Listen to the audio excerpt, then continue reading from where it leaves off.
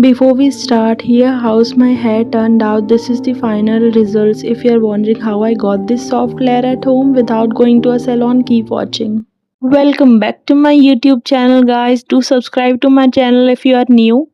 And today I'm showing you exactly how I trim and layer my hair at home. Just a reminder, I am not a professional hairstylist. The last time I got my hair cut at the salon was back in January when I got a long layered haircut. Since then, I have only been maintaining and trimming it myself. So, in this video, I am sharing the method I personally use to freshen up my layers at home.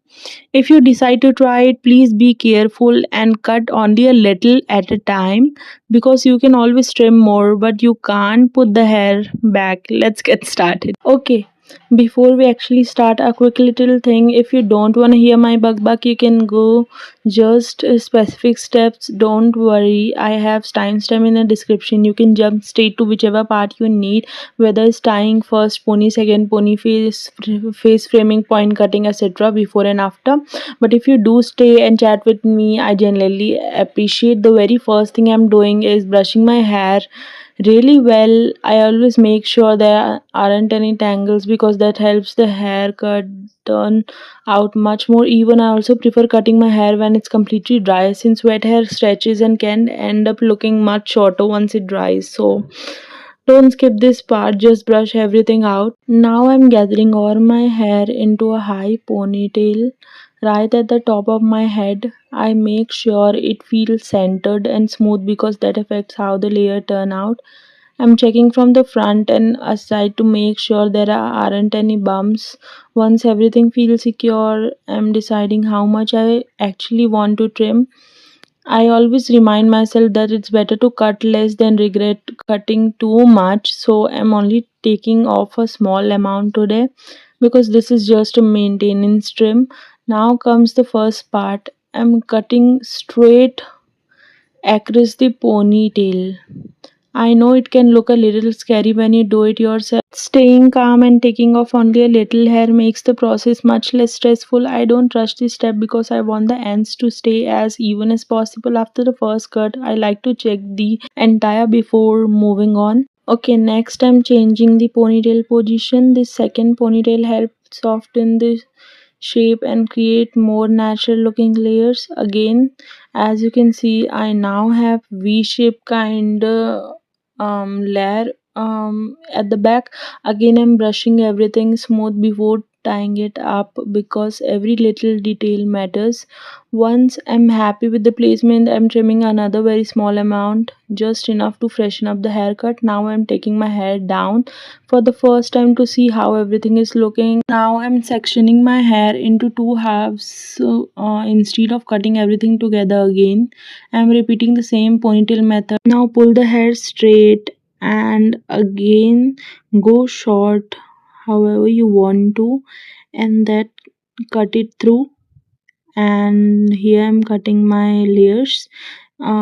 It's kind of v shape at the back again, so it creates a kind of layer at the back, and then just trimming the part you can see. Like I mentioned earlier, the last time I got my hair cut professionally, the shortest face framing layer was around my chin. I really like that length, so I'm taking the same face framing kind of length at the front again and parting it away so that however I want to, and you can do it the same as per your likes. And I'm bringing both front section together, crossing them slightly and trimming carefully. Crossing the hair helps keep both sides balanced. I only remove tiny amounts because I can always make another adjustment if I need to. And this is definitely the part where patience pays off. Now I'm cutting the ends instead of making one blunt straight cut. I hope you can understand what I'm trying to say. Point cutting gives the layer a much softer finish and helps everything blend together naturally so that it can just create a layers at the cross points. I love this step because it removes harsh lines and make the hair cut looks less homemade. While cutting, I'm not holding my scissors completely straight. As you can see, I'm slightly cutting upwards at an angle instead of making one blunt cut. It helps the layer blend better and makes the end look softer. I'm only taking tiny snaps and then checking both the sides to see if they look similar. Don't stress or stay calm. Now, when I'm moving on to the left side, I already did the right, so I'm just repeating the exact same thing here. I bring the front section forward, cross it over, and decide where I want the shortest layer to sit. One small tip that always works for me is don't cut exactly at the length you want. Cut a little longer. I'm saying it longer than your final length, because once you let hair down, it naturally bounces up a bit and helps up looking shorter. I did rather go back and trim more than accidentally make it if I make it too short. Now, as you can see, I'm just repeating the steps left and right again to see that nothing just left out, and just trimming a little more as per you want. So, okay, so that's pretty much it. This is how my hair turned out, and honestly, I'm really happy with it. You can see after a minute, it wasn't trying to create a completely new haircut today. I just wanted to bring my layers back, freshen up everything. I like doing like trims like this instead of waiting until my hair looks completely grown up. If you do decide to try this, please don't copy every cut exactly. Everyone's hair is different thickness, texture, length. Start small, check your hair after every cut, and only trim more if you like more. If you need, trust me, cutting less is always safe option. If this video helped you even a little bit, I did really appreciate it if you gave it a like. And if you enjoy beauty videos, hair videos, UGC, just random chats with me, make sure to subscribe because I have a lot to share. Here I'm just giving my hair one last check. I'm just giving my hair one last check. I like to move it around a bit, flip it back, bring it to the front just to see if anything looks off.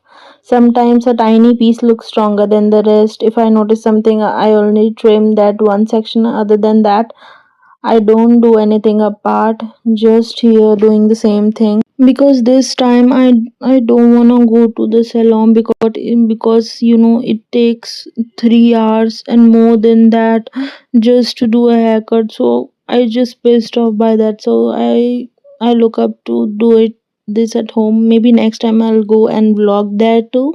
So let me know if you want me to film how I style this layer too, because I usually don't do much, just a few simple things that make me look good. I definitely make a video on that if you are interested.